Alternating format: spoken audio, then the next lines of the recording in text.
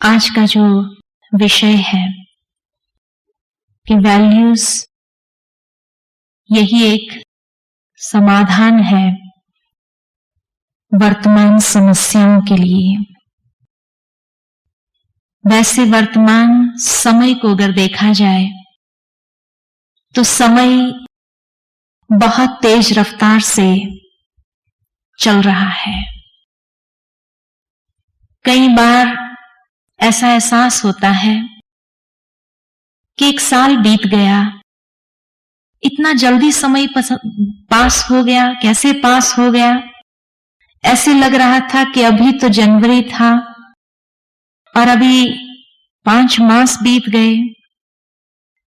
तो कितना फास्ट समय चलने लगा है। और उसके साथ साथ अगर देखा जाए तो समय की जो स्थिति है वो दिन प्रतिदिन नाजुक होती जा रही है और नाजुक होने के कारण समस्याएं, परिस्थितियां बढ़ती जा रही हैं। जैसे देखा जाता है कि ये जो परिस्थितियां समय के हिसाब से बढ़ती जा रही है, प्रॉब्लम्स, सर्कमस्टेंसेस, सिचुएशंस इतने बढ़ते जा रहे हैं कि इसका समाधान कैसे करें और कहां से शुरू करें।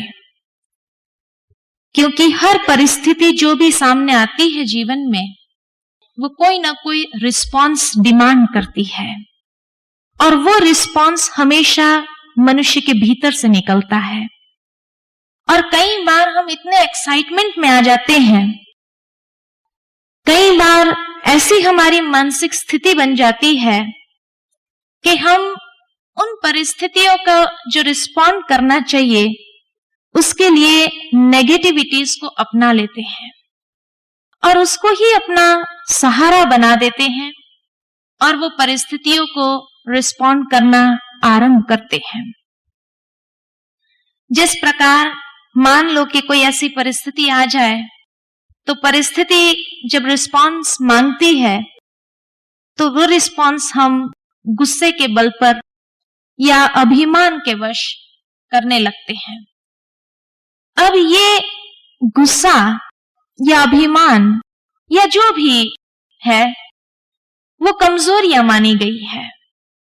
इसलिए व्यक्ति कई बार कहते हैं मेरे में और कोई कमजोरी नहीं है, लेकिन जब कोई ऐसी परिस्थिति आ जाती है ना, बस उस समय मुझे गुस्सा बहुत आ जाता है। तो गुस्सा एक कमजोरी है और कमजोरी में कमजोरी का आधार लेकर के वो परिस्थिति को पार करना चाहे, समस्याओं को सुलझाना चाहे, क्या वो कर पाएगा? वो परिस्थिति को पार करके सफलता के शिखर पर पहुंचना चाहता है, कमजोरी के बल पर, कमजोरी को सहारा लेकर के कहां तक सक्सेसफुल हो सकेगा? प्रैक्टिकल है। अगर हम अपने मन को ही पूछे कहां तक ये संभव हो सकेगा? हां, क्षणिक हमें शायद सफलता दिखाई भी देती हो, लेकिन लॉन्ग रन में कभी भी नेगेटिविटीज का सहारा लेकर के कोई सफल नहीं हुआ है। तो इसलिए डेस्टिनेशन है हमारा सफलता, और उस सफलता के शिखर पर पहुंचने के लिए अगर कमजोरी का सहारा लिया तो कभी भी हम मंजिल को प्राप्त नहीं कर सकते हैं।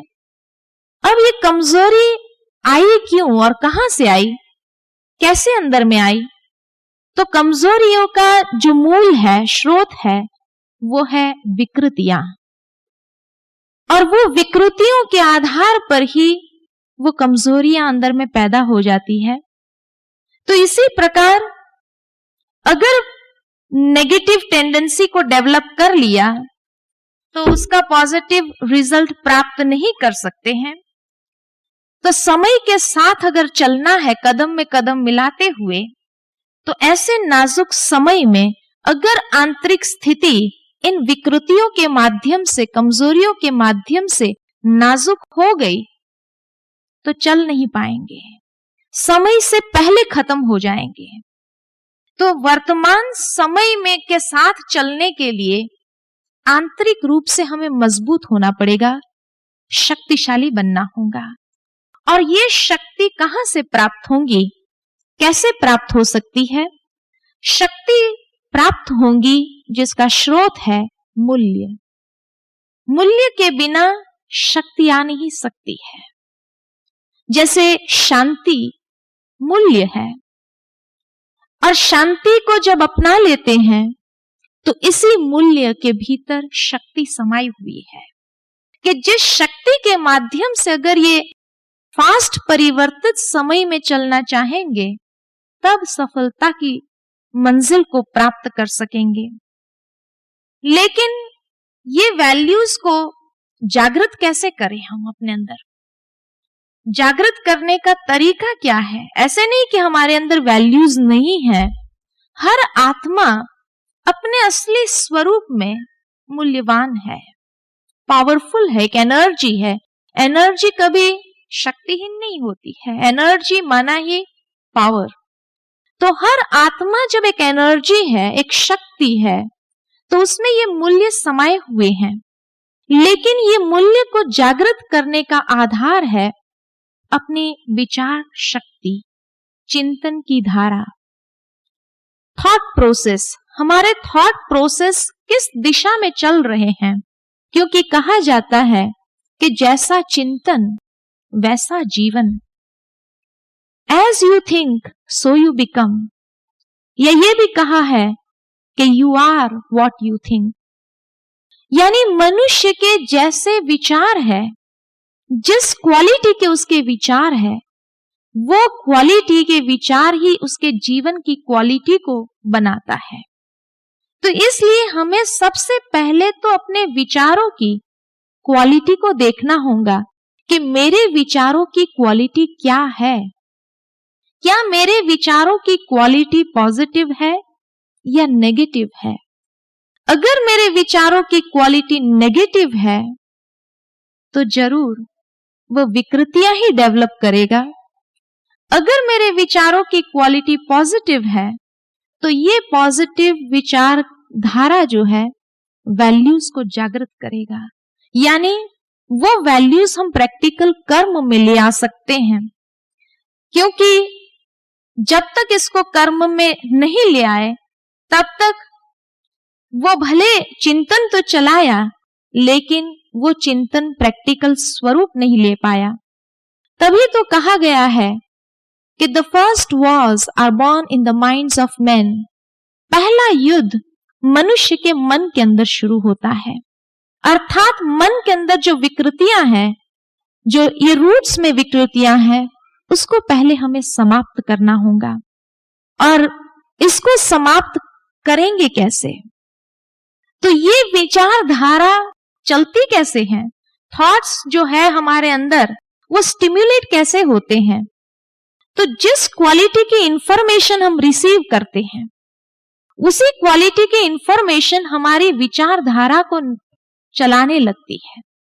कि आज की जो मीडिया है, और वो मीडिया हमारी चिंतन धारा को कौन सी दिशा में ले जाती है, कौन सी दिशा देती है, और वो चिंतन की धारा जैसे जैसे चलने लगती है तो जरूर वो विकृतियां ही ले आती है। तो इसलिए जो भी प्रॉब्लम्स हम दुनिया के अंदर ऑब्जर्व करते हैं, वो प्रॉब्लम्स के रूट्स मनुष्य के मन के अंदर है, और वो मन से ही शुरू हुए हैं। इसलिए जब तक ये मन को हम ठीक नहीं करेंगे तब तक ये प्रॉब्लम्स को हम सॉल्व नहीं कर पाते हैं। गीता में बहुत सुंदर कहा है कि हे अर्जुन, मन अपना ही मित्र है, अपना ही शत्रु है। मन अपना मित्र कैसे है और अपना शत्रु कैसे है? तो मनुष्य का मन जब नेगेटिव विचार करने लगता है तो विकृतियों को पैदा करने कारण वो अपना ही शत्रु बन जाता है। और जब वही मन के अंदर पॉजिटिव चिंतन को ले आते हैं तो वो पॉजिटिव चिंतन के माध्यम से वही मन बहुत सुंदर मन बन जाता है और वो अपना मित्र बन जाता है। और यही कला हमें राजयोग में सिखाई गई है कि किस प्रकार हम अपने मन को मित्र बनाएं। क्योंकि मन को मित्र बनाना जिसने सीख लिया, उसकी कई कंप्लेन समाप्त हो जाती है। कि आज जो कंप्लेन रहती है विशेष रूप से कि मनुष्य का मन बहुत चंचल है, बहुत तूफान मचाता है, एक तूफानी घोड़े के समान है। लेकिन हम यही कहते हैं कि ये तूफानी घोड़े को अगर कंट्रोल करने की लगाम हाथ में आ जाए तो बहुत अच्छी तरह से इस घोड़े के ऊपर राइड कर सकेंगे, और न सिर्फ राइड कर सकेंगे लेकिन इसका आनंद ले सकते हैं। जैसे हॉर्स राइडिंग में जिसको राइडिंग आती हो वो उसको एंजॉय करता है, लेकिन अगर जिसको हॉर्स राइडिंग ही ना आए तो वो हॉर्स उसको गिरा देता है। तो इसी प्रकार मन एक घोड़ा जरूर है, लेकिन इस घोड़े की लगाम को जिसने हाथ में पकड़ लिया हो, मन को जिसने मित्र बना लिया हो, वो मन उसको बहुत सुखद अनुभूतियां भी कराने लग सकता है। और यही सुखद अनुभूतियां जब हम करने लगते हैं तो लाइफ बहुत सुंदर महसूस होने लगती है। ये राजयोग हमें प्रैक्टिकल एक दिशा दिखाता है कि किस प्रकार हम अपने मन को जीत ले, क्योंकि यही आगे कहा गया है गीता के अंदर, मन जीते जगत जीत। जिसने मन को जीता है उसने जगत को जीता है। तो इसलिए मन को जीतना यानी ये वैल्यूज को प्रैक्टिकल स्वरूप देना, उस मन में स्थान देना, और जब उस मन के अंदर उसको स्थान मिल गया तो वह जीवन की हर बाजी को जीतने लगता है। नहीं तो यही मन, आत्मा, शरीर की इंद्रियों के गुलाम बन जाते हैं। छोटी सी इंद्रिया है जिह्वा, 2.5 इंच की जिह्वा है। ये जिह्वा कोई लंबी चौड़ी नहीं है, लेकिन आज ये छोटी सी इंद्रियां भी हमारे कंट्रोल में नहीं है। क्या हमारा कंट्रोल है अपनी जिह्वा पर? बहुत सुंदर कहावत कही गई है कि this tongue has no bones but it can break bones. और जब ये आउट ऑफ कंट्रोल हो जाए तो उस जीवन की हालत क्या हो सकती है? ये जिह्वा के अंदर इतनी छोटी जिह्वा है, लेकिन इसके अंदर इतनी शक्ति है, जो चाहे तो किसकी महिमा करके उसको राजगद्दी दिला दे, और चाहे तो किसकी ग्लानि करके उसको फांसी के फंदे पर लटका सकती है। और जब यही हमारे कंट्रोल में न हो तो उस जीवन का हाल क्या हो सकता है? जीवन समस्याओं से ही भरपूर हो जाता है। और इसलिए जो भी बाह्य प्रॉब्लम्स भी दुनिया के अंदर देखते हैं, वो बाह्य प्रॉब्लम्स के भी जो रूट्स है, जड़ है, वो भीतर है। अपने अंदर जो नेगेटिव टेंडेंसीज है, नेगेटिव मनोवृत्तियां हैं, यही नेगेटिव मनोवृत्तियां अनेक प्रकार की समस्याओं को भी जन्म दे देती है। और इसलिए कई बार कई लोग हमें पूछते हैं कि आप जैसे और समाज सेवी संस्थाएं हैं, अनेक प्रकार के लोगों की, गरीबों की सेवा करते हैं, आप क्या सेवा करते हो? हम यही कहते हैं कि जिस प्रकार एक व्यक्ति अगर पत्ते पत्ते को पानी देता है और पत्ते पत्ते को पानी देने के बाद यही कहता, मैंने इतनी मेहनत की, पत्ते पत्ते को पानी दिया, लेकिन ये वृक्ष सूखता ही गया। कारण क्या हुआ? मूल को पानी नहीं मिला।